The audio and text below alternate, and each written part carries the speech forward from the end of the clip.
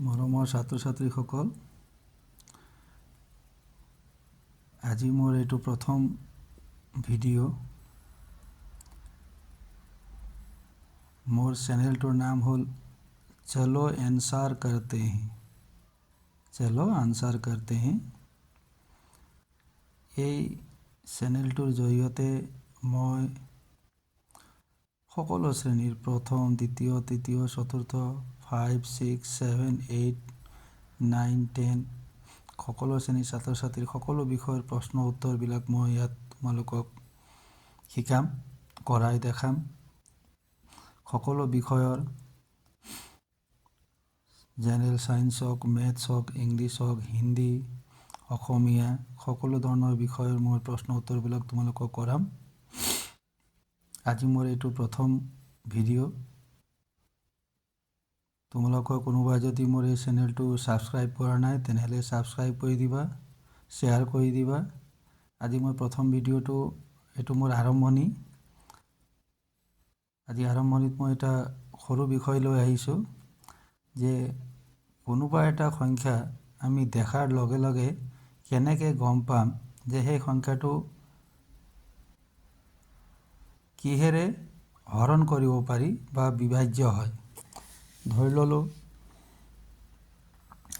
ইয়াত দিলে 2062 মানে 2062। এতিয়া এই 2062 সংখ্যাটো আমি দেখাৰ লগে লগে ক'ব পাৰিব লাগিব যে এই সংখ্যাটো কিহেৰে বিভাজ্য হ'ব। এতিয়া এই সংখ্যাটো কিহেৰে বিভাজ্য হ'ব বুলি কোৱাৰ লগতে আমি গম পাম যে এই সংখ্যাটো 2ৰে বিভাজ্য হ'ব, কিয়নো এই সংখ্যাটোৰ এককৰ ঘৰত এই 2 অংকটো আছে।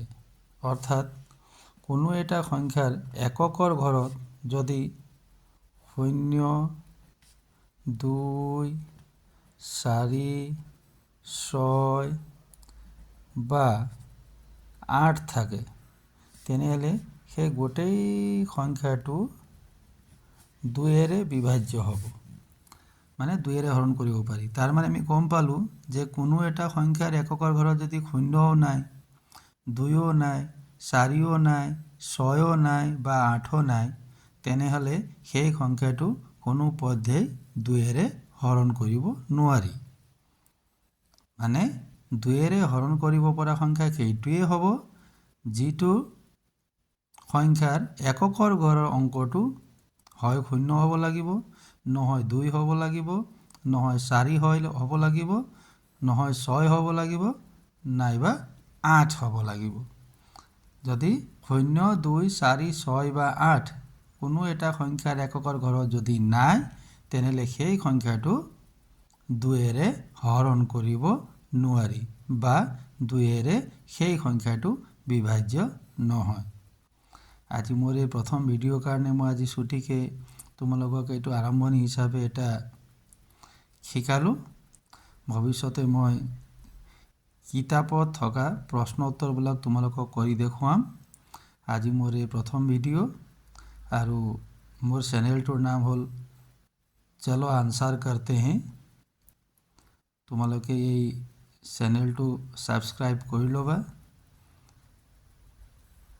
বেল আইকনটো বজাবা আৰু যিমান পাৰিবা সিমান তোমালোকে শ্বেয়াৰ কৰিবা। এতিয়ালৈ ৰাখিছোঁ, ধন্যবাদ।